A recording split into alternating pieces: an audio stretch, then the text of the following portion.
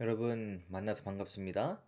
성경연구 기록되었을 때 네 번째 시간에 오신 모든 분들을 진심으로 환영합니다.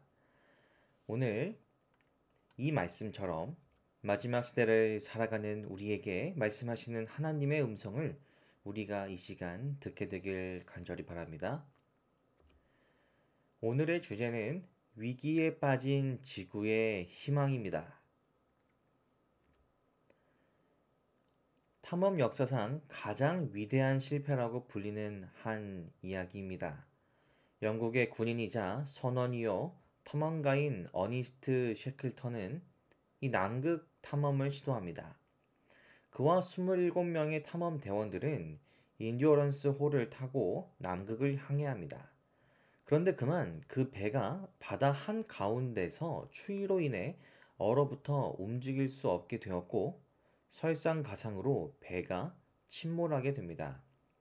어니스트 셰클턴은 27명의 탐험 대원들과 10m 되는 나무 보트를 이끌고 북쪽으로 향합니다. 그들은 그곳에서 코끼리 섬이라 불리는 최남단 무인도에 도착하게 됩니다. 그리고 셰클턴은 다시 5명의 탐험 대원들과 함께 약 1300km를 10m 남짓 되는 나무 보트를 타고 구조를 요청하기 위해 대담한 탈출을 시도합니다. 그리고 남은 탐험 대원들은 수개월을 기다려야만 했습니다. 아무도 남은 이들이 어디 있는지 몰랐기에 이 셰클턴이 그들의 유일한 희망이었습니다. 그리고 마침내 구조는 대성공으로 모든 탐험 대원들은 구출됩니다. 오늘 우리도 이 셰클턴의 탐험 대원들과 비슷한 처지에 놓여 있습니다. 죄로 인하여 이 세상은 스스로 해결할 수 없는 위기에 처했습니다. 외부로부터의 도움이 절실한 상황입니다. 하지만 이 세상을 구원할 수 있는 유일한 분은 예수 그리스도 뿐이십니다. 그렇다면 성경은 죄로부터의 구원에 관하여 어떻게 말하고 있을까요? 여러분, 죄는 어떻게 지구에 들어오게 되었습니까? 지난 시간 우리가 살펴보았다시피 하늘에 전쟁이 있었습니다. 그리고 그 전쟁에서 패한 사단 마귀는 이 땅으로 내쫓깁니다. 악의 편이 땅에 오자 선의 편에서도 작전명 갈바리를 펼치어 아들 예수 그리스도를 이 땅에 보내십니다. 그리고 이 지구는 선과 악을 분별하게 되는 선택의 싸움터가 되었습니다. 그리고 이 사단은 지극히 높은 자와 같아지고 싶은 교만한 마음을 가진 자입니다. 여러분, 왜 우리가 하나님께만 경배와 찬양을 드려야 합니까? 그것은 그분이 온 세상의 창조주이시기에 그렇습니다. 하지만 사단은 창조주이시기에 하나님만이 받으실 수 있는 경배를 자기 자신도 받기 원했던 것입니다. 이것이 바로 죄의 시작이었습니다.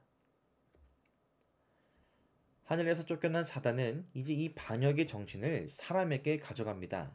창세기 3장 1절은 다음과 같이 말합니다. 뱀이 여자에게 물어 이르되 하나님이 참으로 너희에게 동산 모든 나무의 열매를 먹지 말라 하시더냐. 여기 참으로라는 표현에 주목하시기 바랍니다. 영어로 보면 Did God actually say? 라 하고 있습니다. 하나님께서 정말 그렇게 말씀하셨냐 하는 것입니다.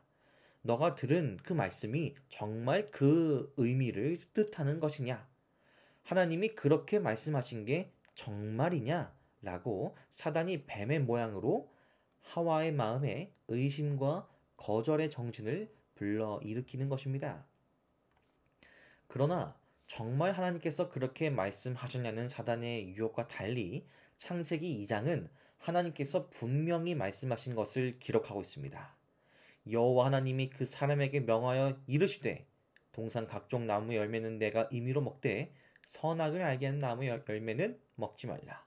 내가 먹는 날에는 반드시 죽으리라 하시니라. 하와는 이 분명한 말씀을 들었으나 이 말씀을 믿는 대신에 불신을 선택하게 된 것이죠. 그렇습니다. 하와는 죄를 선택하였습니다. 그 결과로 사람은 하나님과 갈라지게 되었죠. 오직 너희 죄악이 너희와 너희 하나님 사이를 갈라놓았고, 원래 사람은 하나님과 같이 공존하였으나 죄로 인해 죄가 하나님과 사람 사이의 벽이 되어 갈라놓은 것입니다. 사람이 하나님과 갈라짐으로 생명이신 하나님에게서 멀어지게 되었습니다. 그리하여 사망이 모든 사람에게 이르게 되었습니다. 이 죄로 인해 모든 인류는 사망의 형벌에 놓이게 되었고, 모든 사람은 이 죄의 죄의 대가인 사망으로부터 자유로울 수 없는 죄의 결과를 안고 살아가게 되었습니다. 그러나 하나님은 우리에게 이 사망으로부터 벗어날 수 있는 길을 마련해 주셨습니다. 죄의 삭은 사망이요 하나님의 은사는 그리스도 예수 우리 주 안에 있는 영생이니라. 아멘. 여기 은사는 영어 표현의 free gift입니다. 값없이 주어지는 선물입니다. 이 선물이 바로 그리스도 예수 안에 있는 영원한 생명인 것입니다. 그리하여 예수님을 믿는 그 믿음으로 모든 사람은 영생을 선물로 받을 수 있음을 기억하시기 바랍니다. 어떻게 예수님께서 영생을 선물로 모든 이에게 나누어 주실 수 있으십니까? 그것은 로마서 15장에 기록되었다시피 예수님께서 우리 죄를 위해 대신 십자가에 달려 돌아가셨기 때문에 가능한 것입니다. 예수님께서 대신 죽으심으로 죄의 값, 죄의 대가인 사망의 요구는 완벽히 지불되었습니다. 여러분, 그러면 우리는 어떻게 이 영원한 생명을 선물로 받을 수 있을까요? 요한복음에 이르기를 하나님이 세상을 이처럼 사랑하사 독생자를 주셨으니 이는 그를 믿는 자마다 멸망하지 않고 영생을 얻게 하려 하심이라. 아멘. 영생을 얻는 조건은 바로 그 독생자 예수 그리스도이신 그분을 믿는 것입니다. 그리고 그 결과는 멸망하지 않고 영원한 생명을 선물로 받게 되는 것입니다. 즉, 영생은 무언가를 지불하거나 충족하여 사거나 얻는 것이 아니라 선물로 받는 것임을 기억하시기 바랍니다. 그런데 영생을 얻는 방법이 정말 이렇게 간단한 걸까요? 나에게 영생을 얻을 만한 자격이 없다면 어떻게 해야 할까요? 내가 무언가를 더 해야지 그에 맞는 보상으로 영생과 구원을 주시는 것이 아닐까요? 결코 아닙니다. 그 누구도 영생을 얻을 자격은 없습니다. 성경에 따르면 우리 모두는 다 죄인이므로 죽을 수밖에 없는 존재들입니다. 우리가 죄로부터 구원을 얻는 유일한 방법은 오직 은혜를 인하여 믿음으로 말미암는 것입니다. 너희는 그 은혜에 의하여 믿음으로 말미암아 구원을 받았으니 이것은 너희에게서 난 것이 아니요 하나님의 선물이라. 아멘. 이것은 나의 죄를 용서하시는 하나님을 믿는 것입니다. 죽을 수밖에 없는 나의 죄가 용서받는 것이 은혜입니다. 그리고 그 은혜를 진정으로 믿는다면 구원을 선물로 받게 되는 것입니다. 그래서 구원은 사람과 하나님 편 양쪽에서 이루어지는 일입니다. 하나님은 은혜를 베푸시며 사람은 믿음으로 그 은혜를 받아들이는 것이 필요합니다. 이 믿음이 없으면 아무리 하나님께서 은혜를 베푸시어 나의 죄를 용서하시기 원하셔도 이 구원은 이루어지지 않습니다. 구원은 강제로 이루어지는 것이 아니기 때문입니다. 정리하자면 구원은 말씀에 기초하여 하나님을 의지하겠다는 믿음을 가질 때에 값없이 주어지는 것임을 기억하시기 바랍니다. 그러면 이 믿음이란 구체적으로 무엇일까요? 우리는 성경의 두 이야기를 통하여 믿음을 알아보고자 합니다. 첫 번째 이야기는 백부장의 이야기입니다. 백부장이 대답하여 이르되 주여 내 집에 들어오심을 나는 감당하지 못하겠사오니 다만 말씀으로만 하옵소서. 그러면 내 하인이 낫게 싸움나이다. 예수께서 들으시고 놀랍게 여겨 따르는 자들에게 이르시되 이스라엘 중 아무에게서도 이만한 믿음을 보지 못하였노라. 예수님께서 백부장의 다만 말씀으로만 하옵소서라는 말을 들으시고 이것을 그의 믿음이라고 표현하셨습니다. 이로 보아 믿음은 하나님께서 말씀하신 그대로 이루어질 것이라고 믿는 것이 믿음입니다. 두 번째 이야기는 아브라함의 이야기입니다.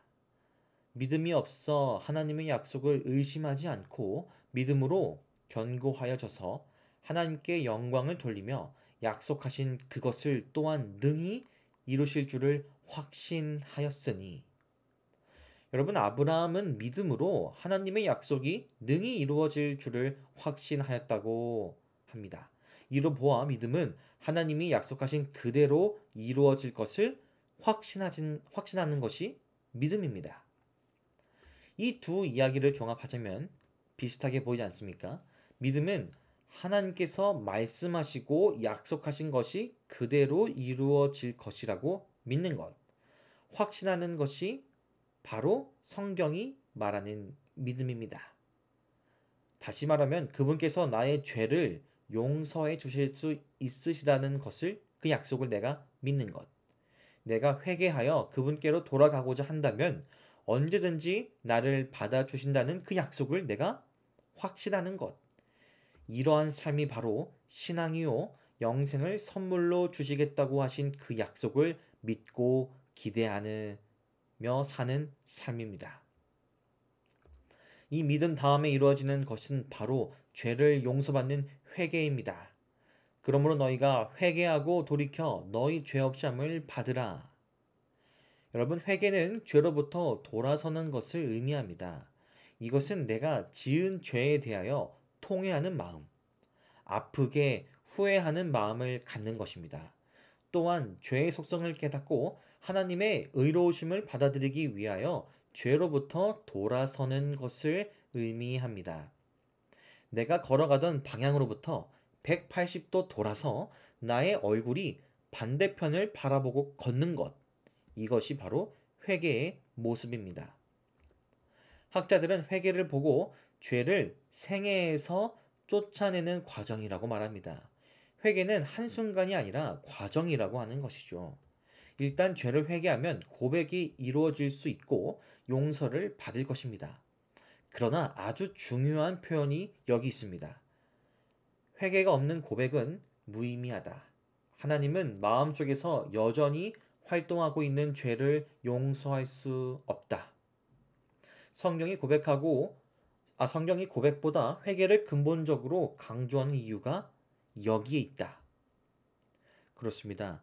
용서받고 싶지 않은 마음으로 죄를 고백하면 그것은 무의미할 것입니다. 또한 하나님의 약속을 믿지 않는데도 회개한다면 그것 또한 무의미할 것입니다. 우리는 먼저 믿음으로 약속들을 확신해야 하며 회개를 통하여 내가 지은 죄를 아파하고 후회하는 마음을 가져야 합니다.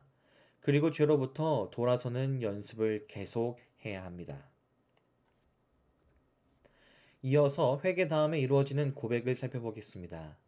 만일 우리가 우리 죄를 자백하면 그는 미쁘시고 의로우사 우리 죄를 사하시며 우리를 모든 불의에서 깨끗하게 하실 것이요. 아멘. 여러분, 고백, 다른 말로 하면 이 자백은 구체적인 기도를 하는 것입니다. 학자들이 요한일서 1장 9절을 연구하며 이르기를 그가 생애의 악한 원리로서의 죄가 아닌 구체적인 죄된 행위에 대해 말하고 있음 또한 분명하다. 따라서 고백은 단순히 죄됨을 인정하는 것보다 더 구체적이어야 한다고 합니다. 고백은 단순히 죄됨을 인정하는 것보다 더 구체적이어야 합니다. 즉 단순히 나의 죄를 용서해 달라고 기도하는 것보다 더 구체적으로 정말 부끄럽고 수치스러운 나의 죄를 낱낱이 하나님께 고백하는 기도가 바로 고백, 이 자백이라는 것을 깨닫게 되는 것입니다. 또한 이 죄는 원어로 죄들이라고 표현되어 있으며 이것은 아담과 하와의 죄와 같은 원죄가 아닌 내가 지은 구체적인 나의 개인적인 죄들을 가리키며 자백은 구체적으로 무엇을 말합니까? 죄를 깊이 생각하는 것, 그리고 뉘우치는 것, 마지막으로 진실하게 고백함으로 버리는 것을 가리킨다고 하는 것입니다.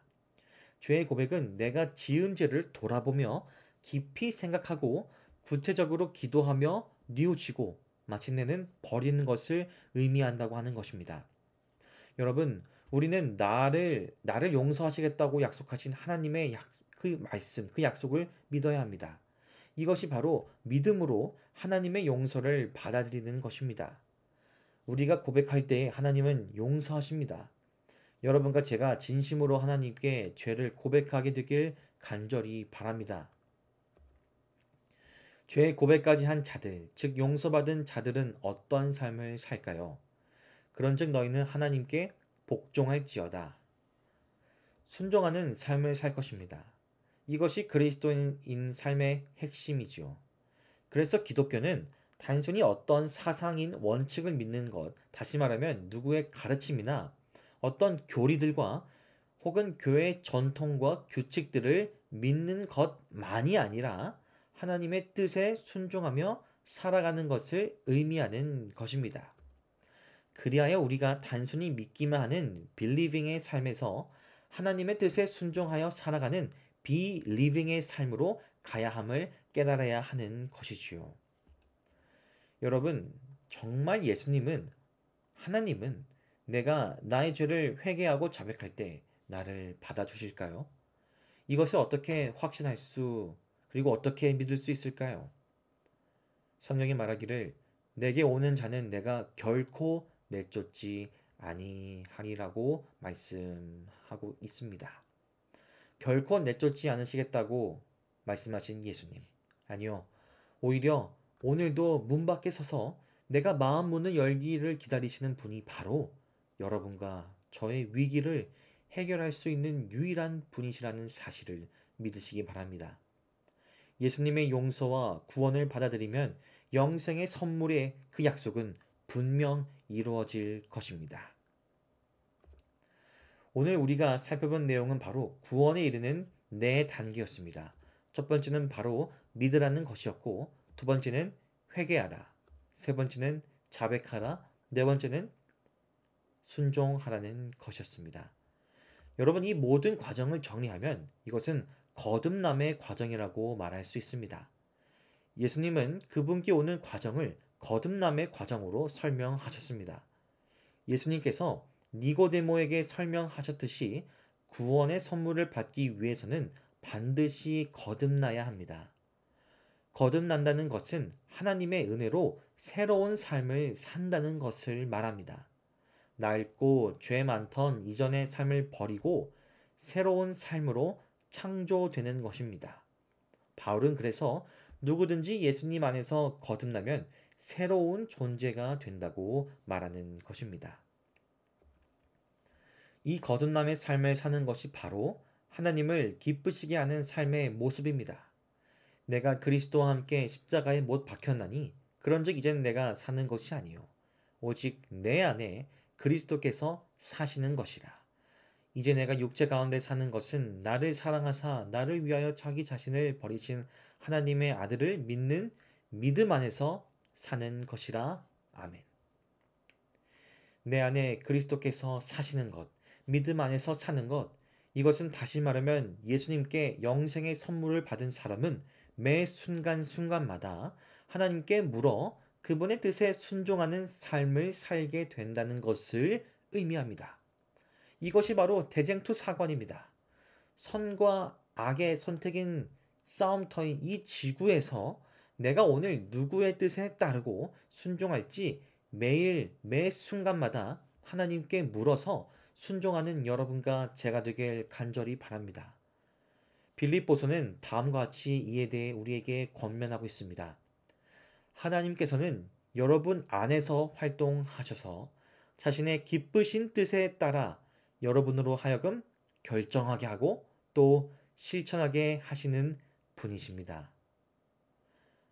오늘 저와 여러분이 하나님의 기쁘신 뜻에 따라 결정하고 실천하는 삶을 살게 되도록 간절히 바랍니다.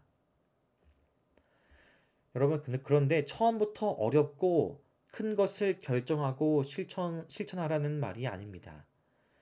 그리스도인의 삶은 성장하는 삶입니다. 땅이 스스로 열매를 맺되 처음에는 싹이요, 다음에는 이삭이요, 그 다음에는 이삭의 충실한 곡식이라고 말씀하신 것처럼 처음에는 싹과 같았던 나의 신앙이 점점 자라나 이삭이 되고 충실한 곡식이 되길 간절히 소망합니다. 다만 이것은 연습이 필요합니다. 날마다 하나님께 순종할 때 하나님의 뜻이 나의 삶 속에 이루어질 것입니다. 예수님을 구세주로 받아들여 나의 삶을 그분께 굴복하고 그분을 나의 삶 속에 모시게 되시기 바랍니다. 그럴 때 우리는 영생을 확신하고 하늘을 소망하며 살아갈 것입니다. 그러면 이제 다음 시간에 또 뵙겠습니다.